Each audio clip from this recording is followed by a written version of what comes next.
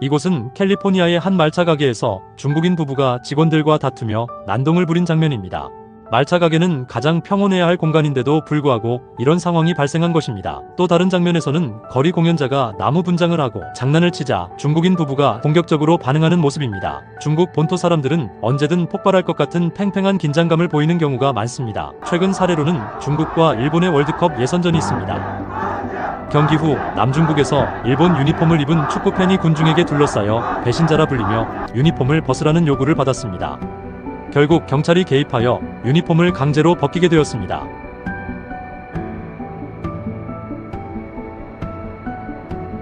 한 여성은 기차에서 자리를 양보하지 않고 오히려 다리를 올려 두 좌석을 차지하는 모습입니다. And here, a woman refuses to give up the seat to the standing passenger and even put up her leg to occupy two seats.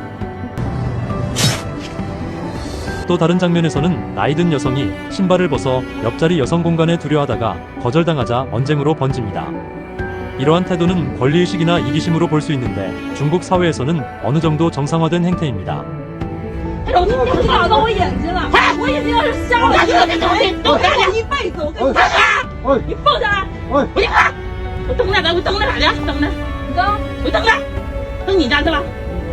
중국에 거주하는 한 외국인이 촬영한 장면입니다. 한 여성과 아들이 아파트 근처 길거리에 쓰레기를 무단 투기했습니다. 외국인이 무례하다고 지적하자 오히려 자신들의 행동을 정당화하며 맞서 논쟁을 벌였습니다. 또 다른 특징은 공공장소에서 큰 소리로 전화통화를 하는 것입니다. 조용히 해달라는 요청을 받으면 오히려 더 크게 말하는 경우가 많습니다. 열차 안에서는 좌석권 없이 입석권만 구매한 남성이 발이 아프다는 이유로 통로 한가운데 앉아 사람들의 이동을 막았습니다. 무료 제공 물품이 있으면 모두 내 것이라는 태도로 독차지하려는 모습도 자주 나타납니다. 해외여행 시에도 이러한 모습이 드러납니다. 예를 들어 일본 벚꽃 시즌에 관광객들이 나무를 흔들어 꽃잎을 떨어뜨리고 사진을 찍어 주변 경관을 망치는 일이 자주 일어납니다.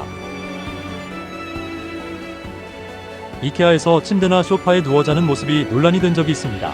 그러나 이는 단지 이케아에서만 벌어지는 일이 아닙니다. 중국에서는 여름철 더위를 피하기 위해 몰몰이나 마트 바닥에 드러눕거나 계단을 차지하며 시간을 보내는 것이 흔한 일입니다.